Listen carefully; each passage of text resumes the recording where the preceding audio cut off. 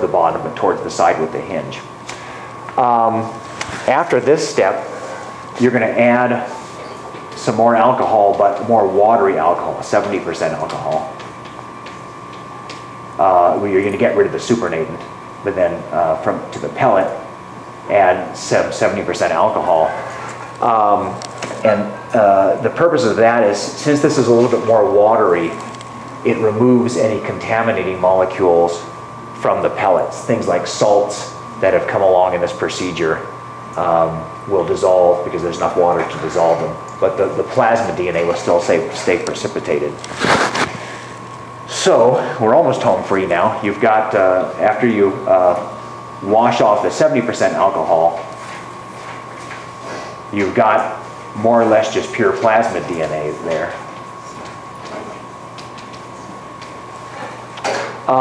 One of the final steps is you're going to resuspend it in TE buffer, something called TE buffer.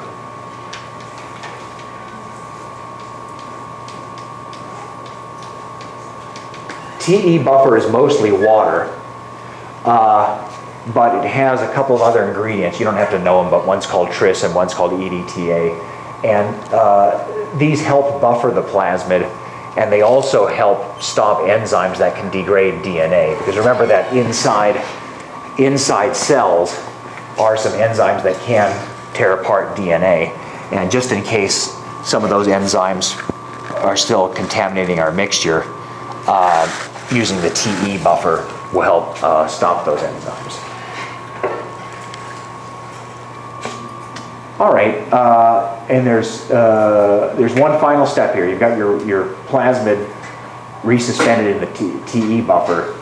The last thing you're going to do is add something called RNase enzyme.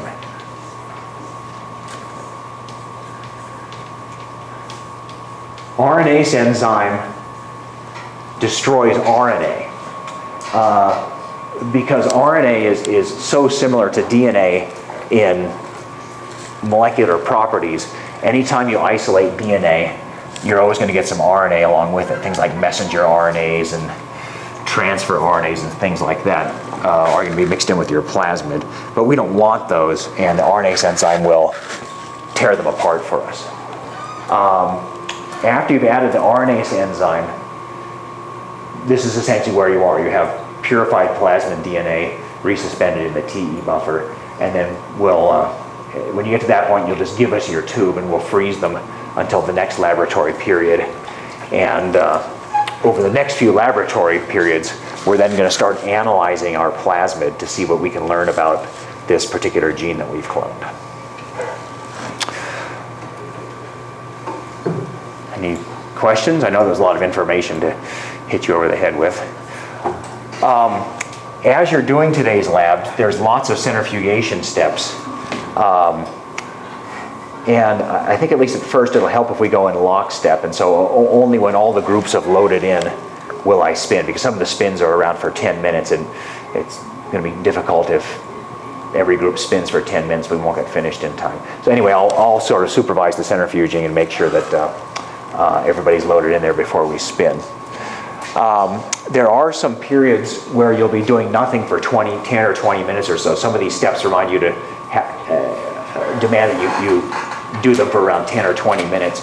During those time periods, what would be a good idea is look at your colonies over here. The colonies aren't glowing yet because they need to be under ultraviolet light.